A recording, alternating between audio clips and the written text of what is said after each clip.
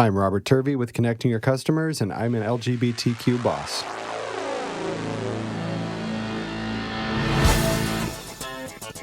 Hello, Out Bosses. Rhodes Perry here, and welcome to this week's episode of The Out Entrepreneur, a weekly podcast where I get to interview today's most inspiring LGBTQ bosses crushing it in business. And on this week's episode, we are welcoming Robert Turvey, who is here in our Portland-based studios. So, Robert, welcome to the show. Hey. Hey. So, are you ready to inspire fellow Out Bosses? Sure, I hope so. Yeah, no doubt. This is going to be fun. So just a little bit about Robert. He has he has 2 decades of experience as a marketing expert, and he started his business in 2015, which is called Connecting Your Customers, and it is a marketing agency that connects your ideal and dream customers to your business. So that's something that I think we all want, so we're going to learn a ton. And Robert likes real, concrete, data-driven strategies that help businesses to grow and thrive. So you were speaking my language, Robert. I'm excited to have you here.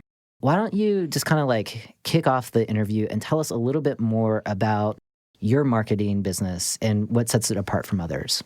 Yeah, so I think I'll start with where I kind of started. So I started out in the sales world, and I needed a job.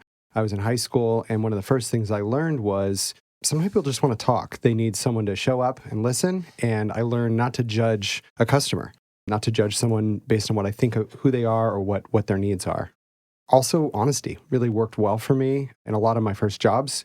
Building relationships with people ended up bringing repeat customers. And I ended up doing the result of that by accident was that I did well over time. Yeah. I mean, that's like the know, and trust, right? Which is probably what you coach a lot of your clients around, I think in a world where we are so busy all of the time, things tend to be a little transactional, right? Talk to me a little bit more about what for you, what's kind of your approach to coaching someone who may be in an entirely different business about thinking about starting those conversations, but thinking about how do you do the avatar of your ideal customer? Do you do that kind of stuff, or what's your approach to really helping someone like me identify who my dream clients are or customers?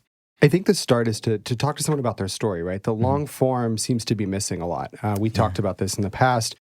The idea of spending time to get to know someone and where they're coming from, it helps me to identify why they started the business to begin with. And I feel like that's a piece that marketing wants to jump over right to the result. And I think it's worth taking the time to find out what someone's really looking to do, where they want to go with their business. Some people want a set number of customers. That's kind of where they want to go with it. And sometimes they don't understand the potential of what they're doing. And so I think it's worth taking the time up front to ask more questions and to try and understand who someone is and help them evolve. There's the idea that two minds make a third more powerful mind. And by hearing someone and their story, I can connect the dots with my experience and hopefully theirs and help them to evolve their idea to help them reach maybe even beyond what they had thought they could do. Yeah. And I remember, so when we were initially talking about getting you on the show, we were talking about a client of yours that had experience of going through the kind of Great Recession, Depression, depending who you're talking to, in 2008, and really how they didn't have marketing systems in place just to kind of rely on to continue having a pipeline, at least a little kind of drip flow during those rough times. And you kind of coach them around, hey, you should set these systems up so that in the future, if you hit another lean time, you can just turn on that marketing machine, right? Talk to me a little bit about some of those systems that were missing for this particular client and the fact that they never listened to your advice and put them in place now. How would you advise someone around anticipating leaner times and how your approach to marketing can help their business? What I've noticed is that economies tend to be really reactionary, but so do business owners. And so they tend to wait until there's a problem before taking action. And I know we've talked about that a little bit. What I like to do is, again, take the time up front. I don't want a 90-day rush effort to try and help them recover a sinking ship. I want to have, even if we don't implement a plan, we have some sort of strategy in place. I think it's easy in an economy like we have, particularly in Portland, where a lot of people are busy. Taking the time to ask, what's your dream client and what do you really enjoy doing? What did you start this business to do? What do you hate doing? And taking the time, I think that's really one of the distinguishers is that people don't tend to plan, and then they think that someone like me can come in and fix the problem. And a lot of times, even if they have the resources, it just takes time. Just to get out there and I think I've read this somewhere, and you probably know way more about this, but just kind of the psychology behind, a marketing plan, but and I know advertising is different than marketing, but just to see an advertisement in front of you, it takes something like 3 times before you might even consider the product, right? So I think that speaks completely to what you're talking about, where you're like, you need a lot of lead time to build a marketing campaign and just to be known, right? Isn't like the brand awareness. And yes, I think the number might be closer to 7 to 10. 7 to 10. I've heard varying different things. I've heard 7 to 12. Okay. But it's not, once or twice. It's over a period of time. And I know if there's people in the Portland area, there's definitely brands that we heard growing up. We knew about them, and even even the ads that were terrible, we heard them all the time on the radio. Yes, or we saw them on TV all the time. I feel like right? I could still sing the jingles of some of these. Yes, yep, yeah. But it was memorable, and no matter how bad they were, they did what they needed to do when things weren't bad to build the brand awareness. Yeah, brand awareness. Okay, so that's definitely like a marketing component, and also in the world that I'm in, content marketing is really big too, like communicate value and things like that. Keeping in mind the audience here, so largely LGBT business owners, what's like one thing about marketing that you know that most LGBT business owners like me don't, but we should?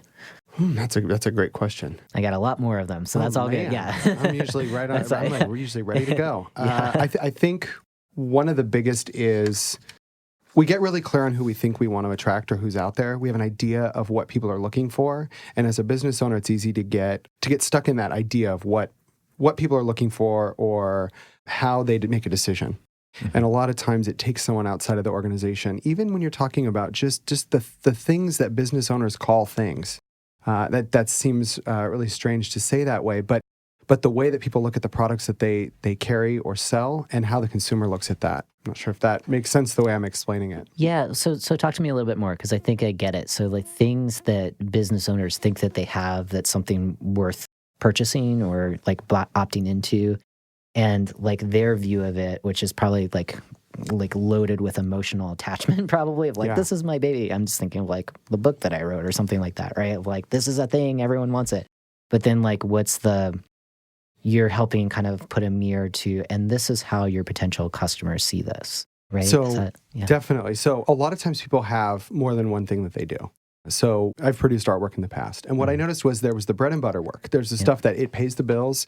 It's boring. It's not really creatively fulfilling, but it supports financially the other components. And I think sometimes business owners I see this quite a lot, that people are very focused on what one type of product or service that they provide, and they miss that what the market's really asking for may not be the most creatively fulfilling piece, but it's the thing that's going to carry them in the times where it's leaner, or it's going to keep their staff employed, and they're unrealistic about what the market really wants. I mean, really what the market wants. And they're unwilling a lot of times to have that conversation.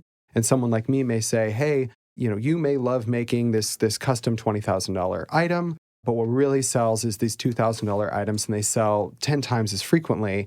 And you can have a nice mix of those, but this is how you stabilize a business. And it's a lot of what I see, particularly with creative people.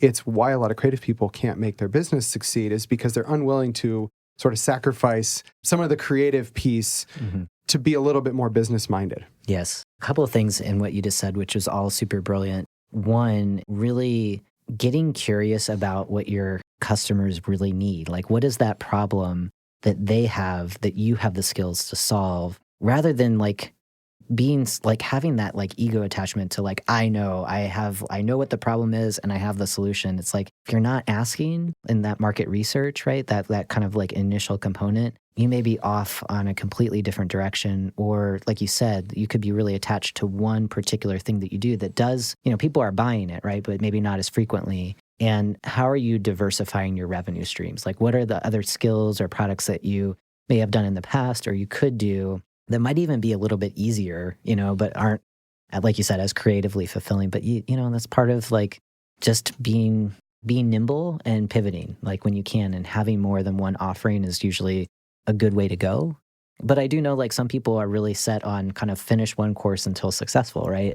Like, what's kind of your guidance around that? Like if someone does have something that sells and they have that bread and butter, but they're not anticipating these leaner times, do you have like any guidance for those folks other than like diversify, diversify or die? I don't know. get somebody near you that's either is willing to tell you what you don't want to hear, Yeah. or an outside person that you're not emotionally attached to. I think Yes. having someone, and that's one thing that's hard for me in what I do, but I also know that it's the most important thing. I mean, it's what being a good friend is being willing to tell people you care about what they need to hear. Yeah. And I think like for myself and lots of other folks that are tuning in, really similar roles of like, if you're doing any kind of consulting, if you're not doing that, you're not doing your job. Like that's, you're being brought in as someone external to be that kind of like quote friend of the business, right? Of just like, hey, I know this might be hard to hear. I'm going to say it anyway because I care about you and I want you to have real results. And I think that's definitely a valuable service that probably requires a little more emotional labor. You're helping people do their own personal work of being less attached to the business. And if you are a founder of the business, that's probably incredibly hard. And I'm sure you've had those difficult conversations. So you talked a little bit about having experience in the world of sales.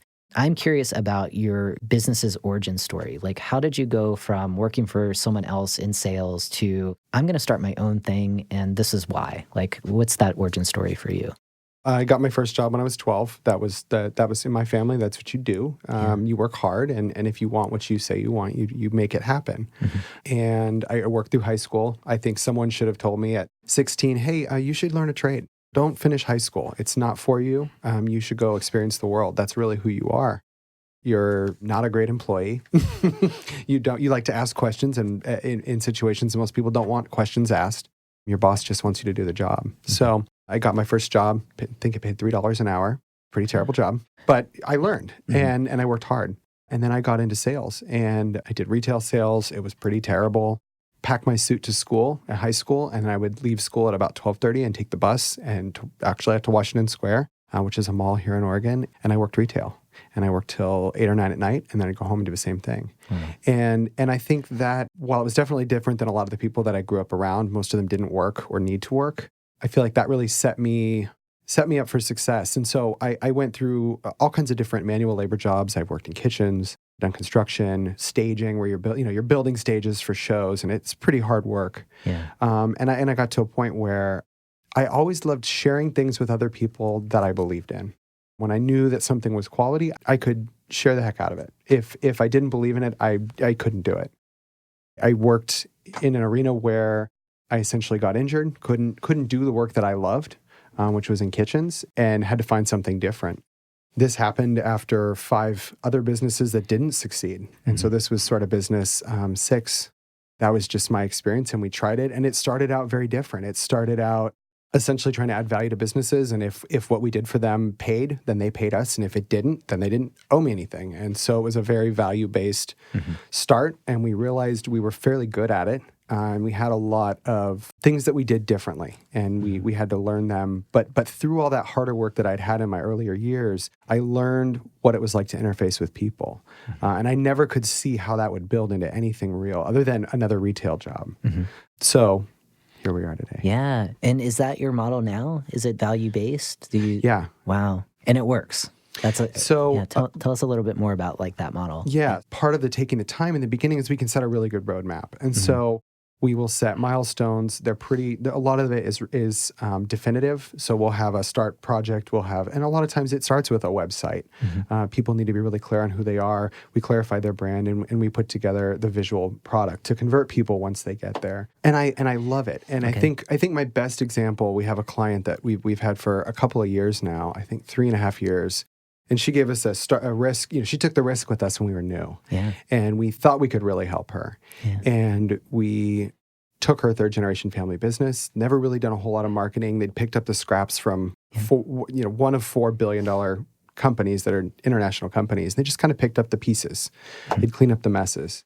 And we said, well, what can we do to drive this? And we started really helping her grow her business. So first it meant making sure that she had a lot of business in the local area. Then it meant expanding to maybe Bend or to Southern Oregon or the coast. And we've just been kind of expanding from there. And so with a lot of my clients, I say, let's start small. Let's pick something that's really definitive, and let's see the change in your business or the type of customer you're getting. And then we can always expand on that model. We can multi-state or launch franchises, those sort of things. It's a bold way of doing business, but it is I mean, that shows real confidence in the value that you do bring. And it reminds me of an advertiser of a very massive podcast that I listen to. I don't know if I can just mention it here, but there was a marketer, like a Facebook marketer, who approached this very well-known host and was like, I can do your marketing, your advertising better than anyone. And I will do it for free for the first month. And if you like the value, then you will know like what to pay me. He produced like amazing results. They had him on the show, and it's just, and that was the first time I kind of considered like, whoa, it's a really smart way if you're breaking into something new. I mean, you're very established in the field that you're in, so it's obviously another approach to like getting new customers that you might be unknown to. And then it kind of does the kind of the sales pitch for you. You know what I mean? It kind of saves time on like the cold calling and all that stuff. So really fascinating. Thank you for walking through just kind of an example of what that kind of value-based relationship building. I don't even know what you call it. Is there a name to it? No, that's exactly it. And I do like what you just described, the sort of free up front. What I found was that a lot of times, if there was a down month, people would bail. So because there wasn't a whole lot of relationship or loyalty. And so you'd maybe do really well with them for 6 months. And then, let's say you're in the tree service industry and it's November. Nationwide, the business tanks from November, December through February. Right. And so you just can't, that's what I like about what we do and taking the time to build that relationship. Yeah, I think that's super smart. One other question on the business side. In terms of measurement, so like you are someone who likes to track progress and you're all about like concrete results. So for yourself, when you're working with a client, not so much like communicating the value to the client, but when do you know how do you define success with working with a client, and when do you know that you've reached it? That's a really good question. I think for a long time it was, do they like us? Do they stick with us? Do they keep paying their bill? A lot of times now we actually ask, what are your hopes for this? Like, how are we going to know that there's a success here? Yeah. And we define that up front, because if the ability to measure that success is unrealistic, then we probably shouldn't work with them. If we've got a really clear expectation and someone sets a goal with us and they've agreed to a budget, we've agreed to a budget, and we make it happen, it's pretty clear what that was. Yeah. That sounds right. At least like in how I work with folks as well, where it's just like you kind of know, but you also set some pretty ambitious goals and you work towards that. And it's amazing when you hit it and you're like, all right, let's do something else. Okay, so we are going to jump to a quick sponsorship break. And when we come back, we're going to talk a little bit more with Robert about what brings him to the Rainbow family. Hey, Outbosses, Rhodes Perry here. As you all know, part of my passion for this podcast is to empower you and fellow LGBT entrepreneurs to cultivate a feeling of purpose and belonging in your business. To know that you can show up and be the most authentic version of yourself. Purpose, belonging, and workplace culture are concepts I take seriously in my own consulting business. In fact, I'm on a mission to empower leaders just like you and those on their way to joining us to cultivate cultures of belonging. In my upcoming book, Belonging at Work, I share some of my personal struggles of coming out as a trans guy in the workplace and how I leverage this experience as one of my business superpowers. Now, I'm on a mission to support you in taking simple actions that will make a world of difference for anyone who has ever felt as if they needed to hide important aspects of themselves on the job.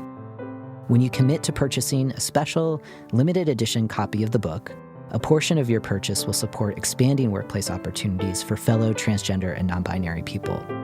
An added bonus, your story about what it means to belong at work will be featured on the book's website to inspire others. You're ready to belong at work now.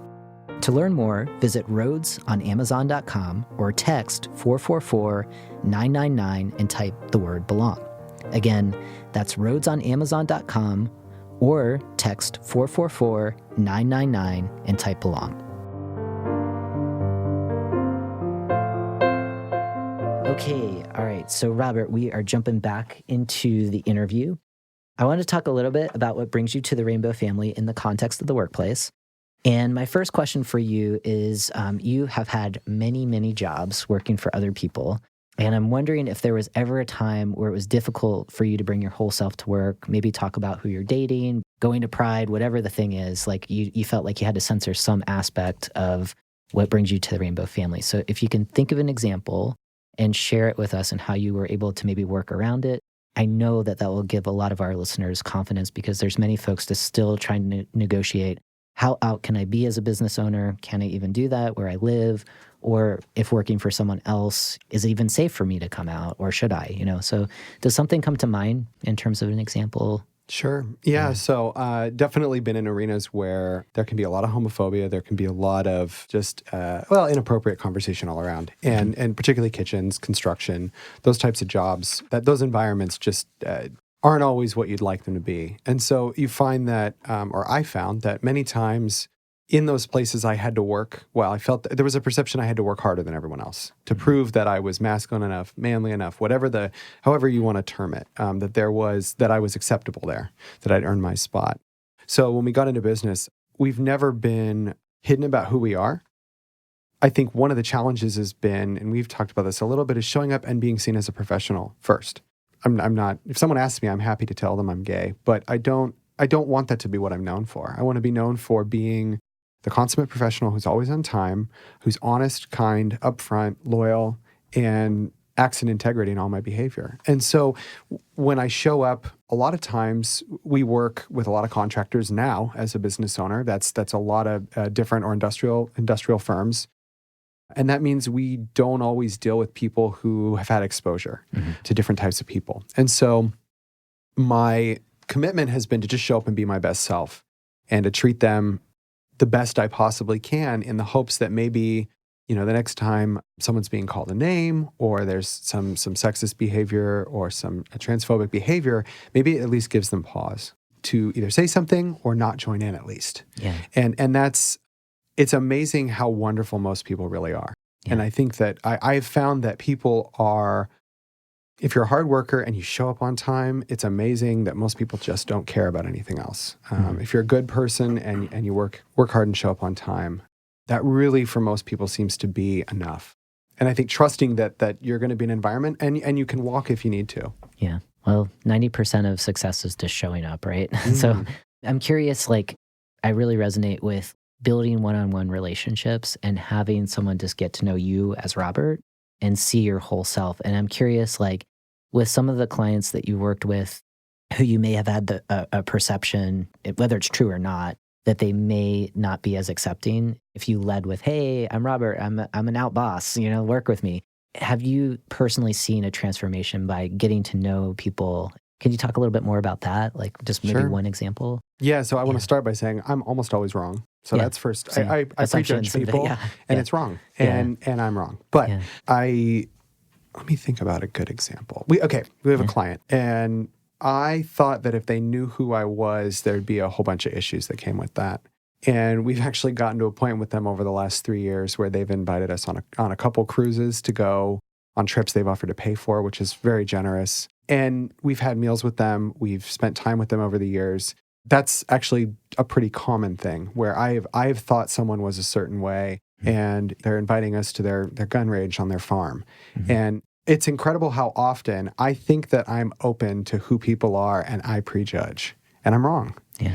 I think that many of us are expecting the worst, and maybe there's a need for caution in some scenarios, or many, but I think more often than not, I'm wrong. Yeah. I think that's real of there's a quote, I'm going to mess it up. I'm probably going to I'm not even going to try to attribute it, but it's just kind of I think it was Maya Angelou, right? But it's just kind of let people show you who they are rather than kind of what they say who they are, how they kind of market themselves, right? And I think that's real. A previous guest was talking about this idea of a trust meter and kind of where initially kind of someone that you just meet lands on your trust meter of do I trust this person? I don't know. They're an unknown factor, but just kind of hanging with someone enough to allow them to kind of demonstrate some kind of action. And then you're okay, I feel like I can take a step closer to you about sharing a little bit more about who I am in the world. Or, whoa, I'm going to take several steps back and maybe just do the thing, show up and do a great job. And maybe you can Google me later on. You can figure out, wow, you worked with someone who's in the rainbow family. Cool. And maybe that will change your mind. But I do think those kind of one-on-one relationships, that's really what changes hearts and minds over time. So I think your approach is right. I hope so. It's interesting to hear everyone's kind of stories about how it is at times where it can be challenging and just to kind of trust your instincts. So on that, trusting your instincts and kind of more of the 6 senses that we have, I'm curious for you, being a member of the rainbow family, all of the lived experiences that you have being LGBT, I'm wondering if you see those experiences as allowing you to stand out as a business owner, if you see having some kind of superpower, an X factor that allows you to do marketing better. And if so, like what's a superpower that you've gained from this journey, the rainbow journey, I guess? Yeah. I think I'll start with where it didn't work for me or things were harder. I think I had an expectation, particularly given polarized media and things like that, that things were worse than they are. And that's not to say there's not issues. There definitely are. But that generally most people are good. That's my belief, particularly given an opportunity. And I think many people are accidentally offensive, and more often than I also give them credit for. I think my superpower would be that given enough time with most people, I will find a way to connect with them. Yeah. Almost every time. In a genuine, authentic, I can find the humanity in people. And that's part of what makes me very good at what I do. And that's why I prefer to choose carefully who I work with. Because if I can see the humanity in them, that maybe the small child that they were, that good person that maybe had some things happen that made them, shaped them in a way that's a little rough, maybe they just need someone to show up and be kind to them. And I love that about myself, that given an opportunity, I generally can see the best in people. Yeah, I really like that. I think it's like that skill of connecting. We've had a couple of people on the show talk about this idea of being patient enough to see a whole person, like appreciating differences, especially like if it's ideological differences. It's still, where is the intersecting piece where we can come together and share something that we both believe in? And I think business creates that opportunity where someone's calling you up because, Robert, hey, I have a marketing issue. I need your help. So there's like that first connection piece. Like they see that your value, like you see the value of working with them, and you have a shared goal. And I think along that journey, if you believe that there's something in them that is good, you know, and the fact that you lead with almost all people are basically good, or all people are basically good, you lend yourself to have that opportunity of building a strong relationship. And, you know, if it doesn't work out, you can always fire your client or vice versa. You know, that's the power of being your own business owner, you know. But the fact that you're giving people that opportunity, that chance, I definitely think is a superpower. And I think we kind of, in the Rainbow family, we have to do that because there's like 7% of us as adults in the United States. So, I mean, we need like the 93% of everybody else to kind of come and join us, right? Did I do the math right? Yeah, I think so. Yeah. Well, I think I've noticed too, I think what is lacking is the long form conversation where people take the time to hear each other through the thought and the disagreement. I have a client that we don't agree on everything. And there was an accidental, slip up that wasn't noticed by them, but I just kind of kept my mouth shut. And I thought, there's still a good person here, even though they may have said something that seemed kind of ignorant. Yeah. I thought, what can I do to find who this person is? So we took 3 hours, not on purpose, and just sat there and talked. We talked about the hardest of topics. I mean, religion, politics. I mean, you name the difficult topic, gun rights, and you name what it was. And those were difficult conversations for people who are similar in their views. And we realized that we didn't exactly agree. However, after 3 hours, I respected him as much as I could respect any person. And I genuinely love him. And I am here to give him everything that I've got within my power and what I do. And I feel like that, maybe that's a superpower, is being able to take that time and not just write someone off because of a stupid comment, but to give them an opportunity to explain their experience, their story, where they're coming from, why they voted the way they voted, right? Yeah. And that was one in particular that he explained why he voted the way he voted. And I was like, oh my God, I don't agree, but what you said makes sense from where you're from. It makes sense, and I respect you because you have that right, and you're an American just like me, and you get that choice. Yeah. I mean, this is really interesting. It's kind of, I think from the rainbow superpower, right, is like, and this is just kind of like my perspective of like what you're sharing, is the idea that it feels like sometimes leading with, hey, I'm part of the LGBT family, it feels like a risk because people will prejudge, right, immediately. And maybe because of that experience of enduring discrimination, microaggressions, whatever you want to call your experience of that kind of prejudgment, that from your experience, like what I'm hearing from you is like you're patient enough to hold space of like if someone leads with an idea that is different from the way that you see the world, like you're patient enough to kind of like have that long form conversation of like, I'm curious, tell me more about like why you believe what you believe, because that's different for me. And I sincerely want to get to know who you are. I want to see you as a whole person. maybe there's something to that, right? Where like for having the experience of someone seeing you and maybe seeing you with your partner, like just kind of writing you off from the beginning. And you're like, you didn't even give me a chance. So maybe you kind of want to be the inverse and kind of change that up. I mean, that's what I'm hearing from what you've shared. And I think that's really valuable. I think for listeners in general, I mean, we're all in business, so we want to be open to people who call us, you know, they want something, our services or our products. But I think there's something in that, in the world of business as LGBT business owners, where we can kind of disrupt some of this kind of very polarizing, like you're either on team A or team B. And if you're on team B, I don't want to talk to you because I'm on team A. It's like, okay, like, come on. Like, I think there's more that connects us together. And I think we can change hearts and minds if we can be patient. And I get like, for some of us, it's like we have no more matches to burn, you know? So if you can hold that space, thank you, you know, because there's a lot of us that just like, no, thank you. We want to like go in a different direction and be surrounded by people that just immediately don't write us off. Like I get that side of it. And I also get your approach. And I think I'm probably somewhere in the middle, as with most things. As am I. Yeah. I think that if I can venture to say that our community, because of rightly so experience, has sometimes fostered some hostility and made people uncomfortable. And their apprehension to engage is because they don't want to be offensive. They're generally good people. Yeah. And sometimes we, or me, I don't foster an environment where people are okay to mess up, right? They're okay to say the wrong thing, not because they're being hateful, but because they just don't know better. Yeah. And I think part of it for me is, Robert, if you say you want to be the best person that you can possibly be, don't you owe it to yourself to actually hear other people? Sure, you want to hear things that confirm what you believe, but also, isn't it important for you to hear things you don't agree with so that maybe you come to a conversation with a little bit better of you actually can put yourself in someone else's experience. Yeah. And I think that makes you stronger at what you do, right? Because you are often that person who is kind of sharing a different view of how that business owner sees their business or their products or like the thing that they think they need to be developing, when you're like, I'm going to share some information with you that you're not going to like, and it's going to change your worldview on your business. And then I think that, right, that kind of transcends in just how we live our lives. I think it's valuable. I think we need a little bit more of that, of just having some grace and some patience. And if people show us that they're the most homophobic or transphobic person and they're hateful towards us, go the other way, you know, but like at least kind of give a little room to see that whole person and maybe try to have some empathy and take care of yourself too. You know, it's a balancing act.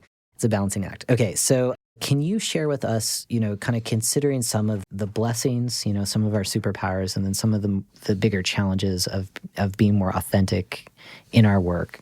What might be some advice to listeners who are still trying to negotiate how out they can be? Like, what would you share with them just to kind of show up and do their jobs to the best of their ability and try to be as comfortable in their skin as they can be?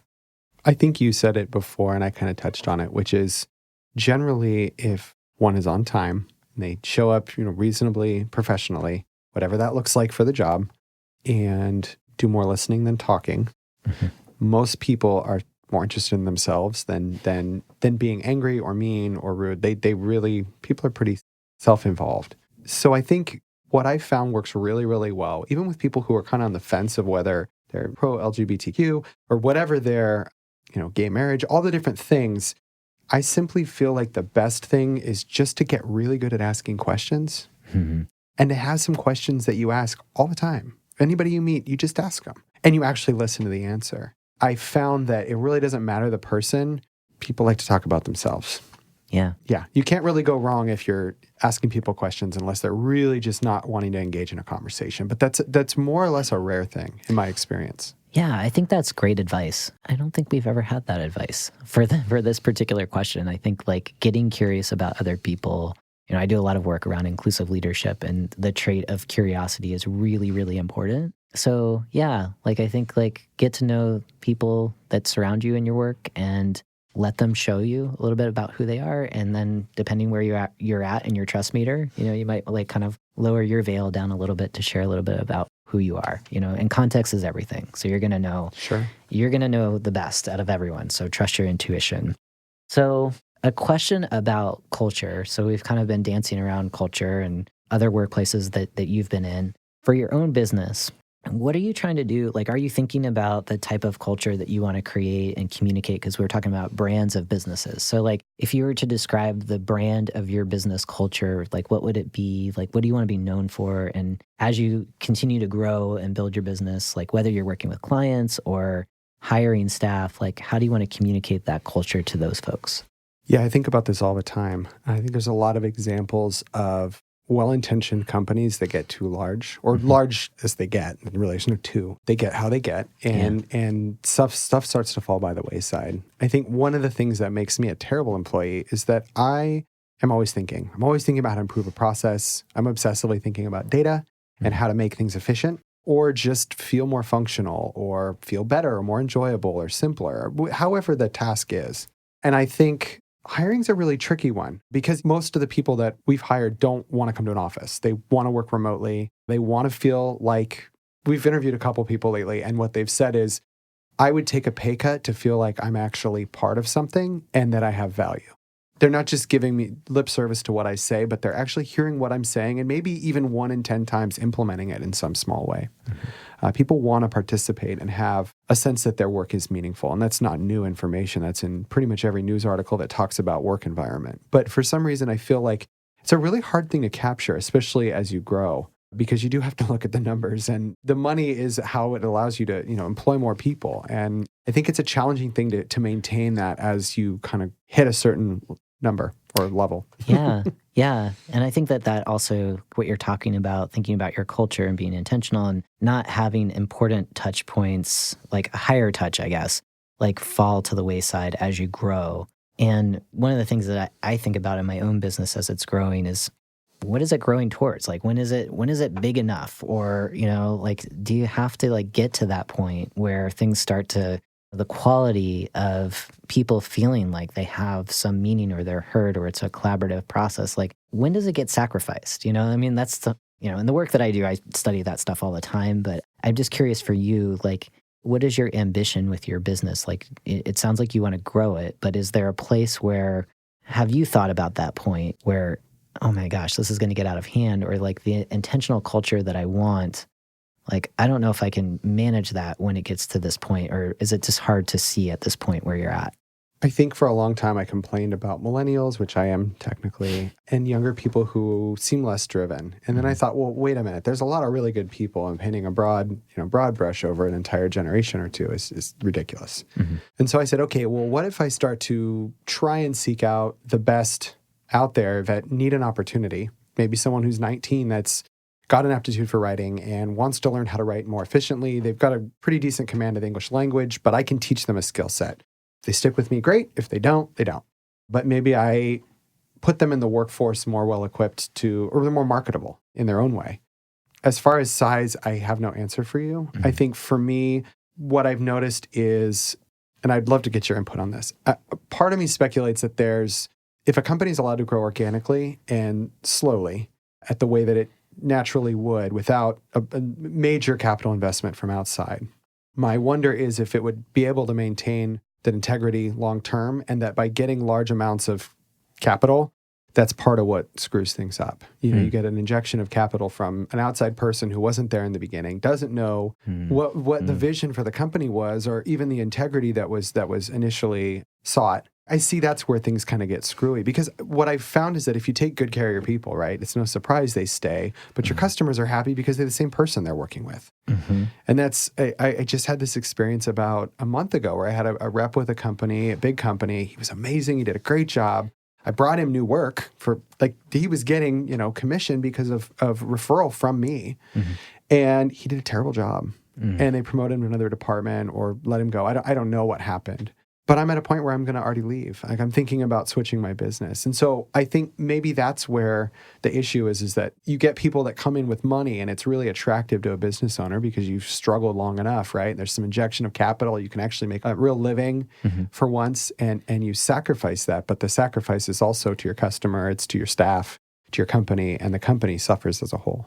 All right. I don't know. No, this is good. Just gave me a new angle of like, oh, okay. So outside capital, venture capital, all of the wonderful funding, especially if you're in tech. My God, I mean, I think that's worth exploring. So for all of the folks who follow the show who are in diversity, equity, and inclusion, take a look at that injection of funding into organizations and like, what does that do to culture? I'm sure there's some articles out there, but it would be fun to kind of really dig in deep. And is there an example of when that has happened and culture has actually improved because people can make more investments on equity and inclusion, if that is a value, I think that's also a piece of it. It's like, have you thought of this as a value to your business along with everything else that you're focused on achieving? And I don't know. I mean, that's great. That's good. And it could be a nothing. There's just a gut feeling for me that something gets lost when you bring in someone who wasn't emotionally involved and struggled in the beginning. Yeah, I think it kind of ups the ante, right? Where you have more, I mean, especially if it's like a traditional loan or something like that, or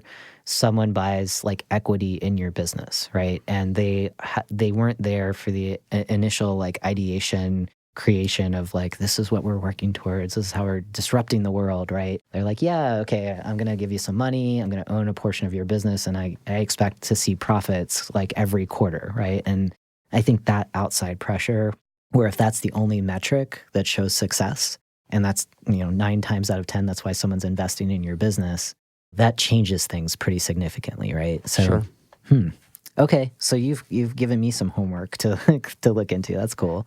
Robert, there's only a few more questions that I have. And the first is, I like when you were talking about your business growing and kind of creating jobs for the next generation of maybe future business owners or really amazing employees. With that in mind, thinking about this audience, there's a lot of folks that are thinking about jumping in and being their own boss. What kind of advice would you give to that segment of the audience of like how to get started, how to take that entrepreneurial leap? What are some things to think about before you jump into the deep end, I guess?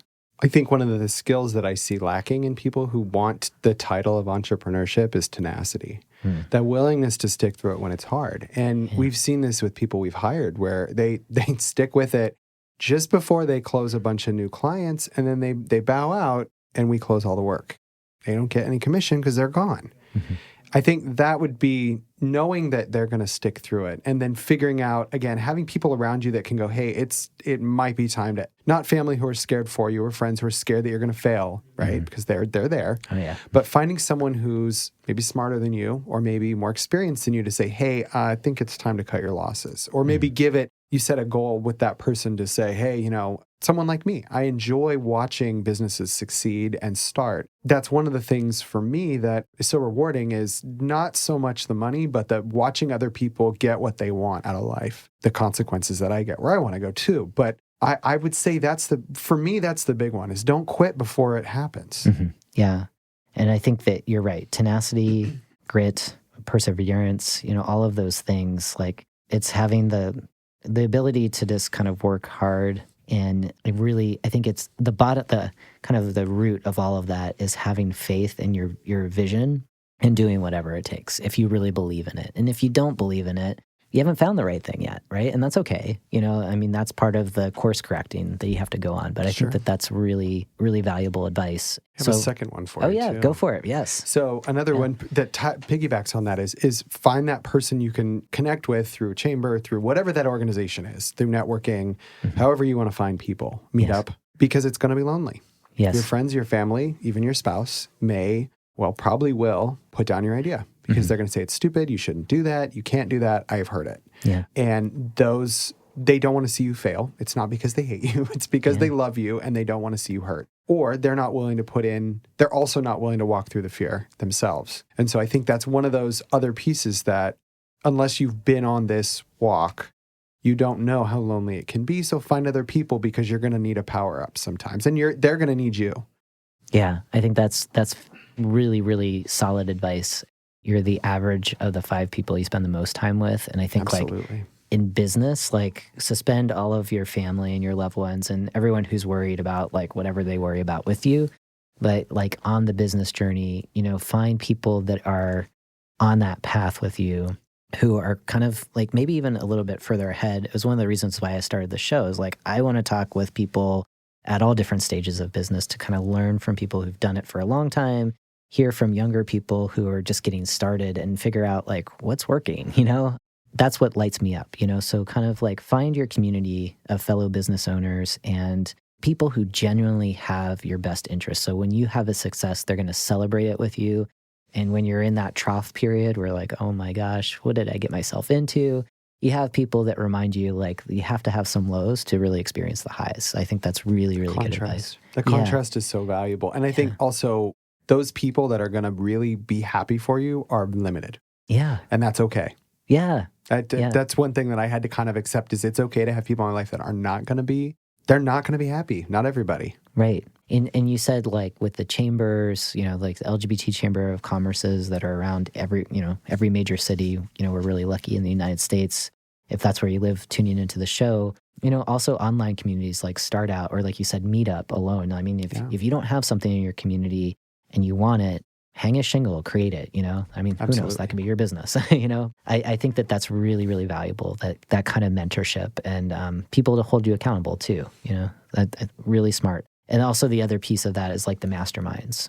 Is that something that you do or do you have, like who's your accountability buddy as you go along and build your business? Yeah, so I think it's a kind of a mix for me. I have two people that we can talk more, I don't want to just say spiritual because that's kind of vague, but we can talk about things that are not business related, that are personal growth, personal development related, and have honesty there. So they've been walking that journey for a long time. Yeah. And they celebrate me in my victories. Even when they think I'm going to fail, they let me fail. And they go, I knew you'd fail and you'd learn something, or you'd succeed. Either way, you're going to learn something. And that's great. So I had that piece. So I think it's a nice mix. I have my business partner, who's also my husband. That's great because we have that ability to support each other. And sometimes one of us is down, and that's rough sometimes.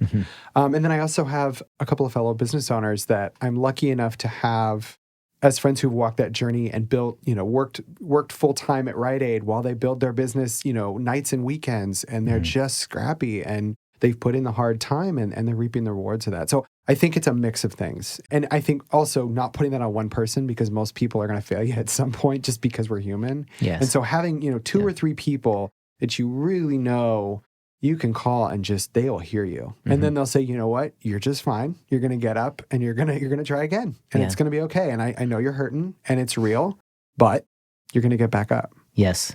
That's so important. You've got to have support on this journey. So Robert, this is awesome. I've enjoyed the conversation. I have homework now, so that's always a good thing. So before we go, can you share the best place to find you online so that people who are interested in getting connected to their dream customers can talk with you? Yeah, so I don't post a lot on social media. It's not really my thing, but you're welcome to reach out to me on Facebook, Robert Turvey, Turvey, or LinkedIn, or you can reach me at connectingyourcustomers.com, and that's customers plural. Cool. All right. Well, we will have that in the show notes. Thank you so much for stopping by the studio. It was great. For Outbosses, thank you so much for tuning into this week's episode of the show. It is always a pleasure to connect with you and so many inspiring outbosses like Robert. So for details from the conversation, you know where to go. It is www.outentrepreneur.com.